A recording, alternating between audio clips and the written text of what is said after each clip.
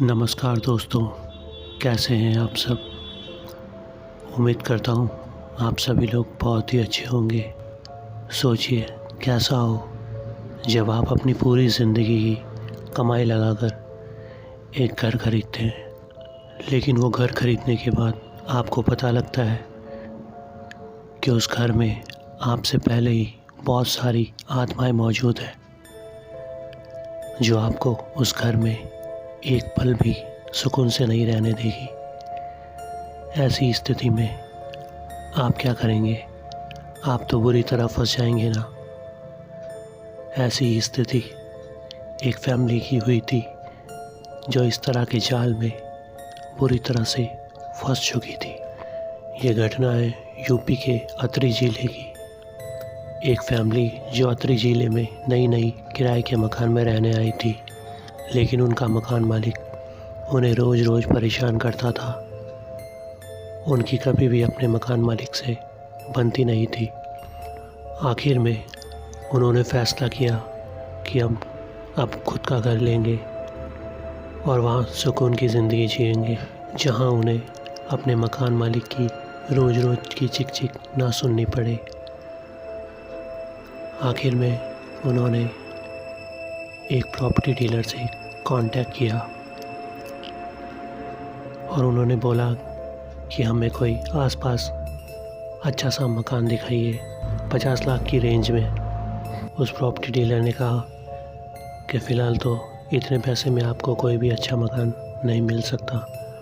हाँ, लेकिन एक मकान ज़रूर है, अगर आप चाहें तो मैं आपको दिखा सकता हूँ।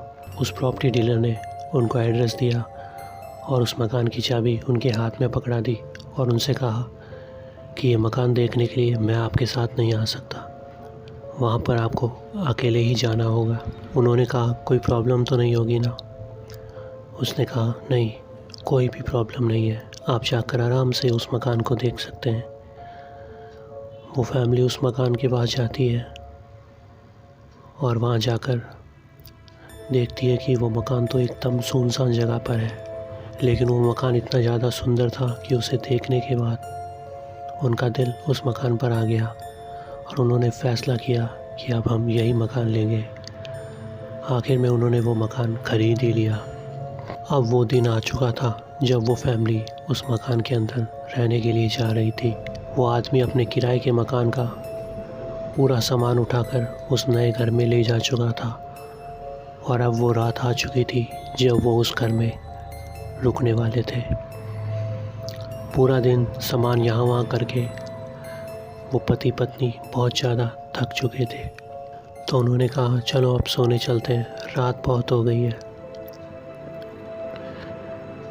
लेकिन वो जैसे ही सोने गए, उन्हें अचानक 3-4 बच्चों के रोने की आवाज़ें आने लगी। वो आवाज़ें उन्हें दीवार के पीछे से आ रही थी।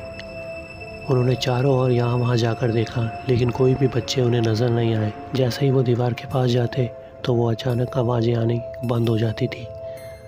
उन्हें कुछ समझ में नहीं आया। उन्होंने कहा शायद ये हमारा कोई भ्रम होगा, इसीलिए वो वापस सोने चले गए। तभी उनकी किचन की खिड़की के पास से किसी के किचन की खिड़की को खटखटाने की आवाज़ आने लगी। अचानक उसकी औरत की नींद खुल गई और वो जाकर किचन के अंदर देखने लगी तो उसे कोई भी नज़र नहीं आया। फिर उसने एक बार अपनी खिड़की को खोलकर देखा तो उसे दिखाई दिया कि उसकी खिड़की के पीछे एक कब्रिस्तान बना है।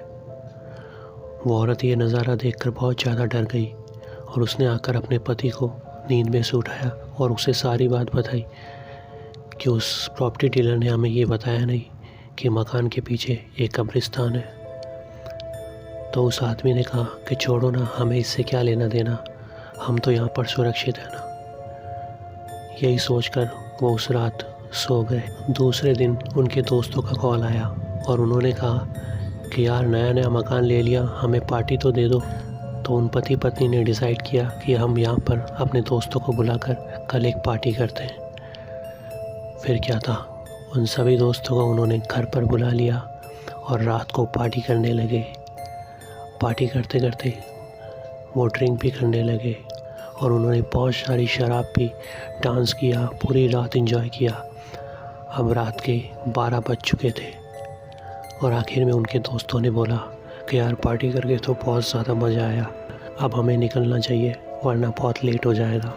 यह बोलकर वो सारे लोग वहाँ से निकल गए।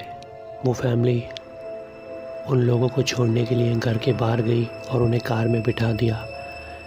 लेकिन जब वो घर के अंदर वापस आए तो उनके सोफे पर 4 लोग बैठे थे।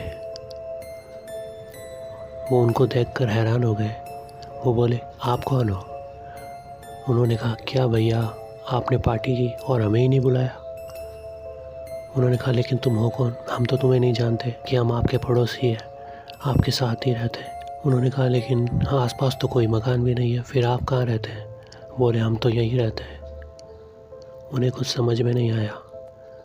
उन्होंने कहा, कहाँ पर रहते हो आप? बोला, नीचे। उस आदमी ने कहा कि नीचे तो कोई भी मकान नहीं है। तभी उनमें से एक आदमी बोला, अभी सब समझ में आ जाएगा। और अचानक उसने अपनी मुंडी पीछे की तरफ घुमा दी और अपने हाथ लंबे करके उस आदमी की गर्दन पकड़ ली। वो आदमी बुरी तरह से घबरा गया और वो खुद को छुड़वाने की कोशिश करने लगा। ये नज़ारा देखकर उसकी बीवी ज़ोर ज़ोर से चिल्लाने लगी, बचाओ बचाओ। लेकिन कोई भी वहाँ पर आसपास मौजूद ही नहीं था जो उनकी रक्षा करने आ सकता था। उस आदमी ने अपना दूसरा हाथ भी लंबा किया और उस औरत की गर्दन भी कसकर पकड़ ली और उन दोनों को दीवार में ज़ोर से धक्का दिया और दीवार की तरफ फेंक दिया। उनके सर पर गहरी चोट लगी और थोड़ी देर बाद जब उन्हें होश आया तब उन्होंने चारों तरफ देखा तो वहाँ पर कोई भी नहीं था। अचानक वो वहाँ से खड़े हुए और तुरंत वहाँ से उस घर के बाहर भागे। उस घर के बाहर एक गेट था, बहुत बड़ा। उस घर के गेट के बाहर जैसे ही वो आकर खड़े हुए और उन्होंने पीछे मुड़कर देखा तो वो सभी के सभी लोग वहीं पर खड़े थे और उन्होंने बोला, इस घर में कभी मत आना, ये घर तुम्हारा नहीं हमारा है। हम लोगों की मौत इसी घर में हुई थी और हम इसी घर में रहते हैं। ये घर सिर्फ हमारा है, यहाँ पर जो भी आएगा हम उसे मार डालेंगे। उसके बाद में वो फैमिली कभी भी उस घर में वापस नहीं आई। उन्होंने सोचा, हमारी किस्मत में जो लिखा था वो हमारे साथ हो गया। अगर जान बचेगी तो हम पैसा तो फिर से कमा लेंगे, लेकिन उस घर में जाना मतलब अपनी मौत को दावत देने के बराबर है। आखिर में वो फैमिली उस घर में कभी भी नहीं लौटी। इसीलिए कहते हैं, कोई भी नया मकान लेने से पहले पूरी इन्वेस्टिगेशन कर लेना चाहिए कि वो मकान कैसा है, किस जगह पर है, उस मकान की कंडीशन क्या है, वहाँ पर कोई पहले कब्रिस्तान वगैरह कुछ तो नहीं था। इस बात की पूरी पुष्टि करना बहुत ज़रूरी है। उम्मीद करता हूँ कहानी आपको अच्छी लगी होगी। अगर अच्छी लगी है तो वीडियो को लाइक करें, कमेंट करें और चैनल को सब्सक्राइब करना ना भूलें। मैं मिलूँगा आपसे ऐसी ही किसी नई वीडियो में, तब तक के लिए बाय बाय।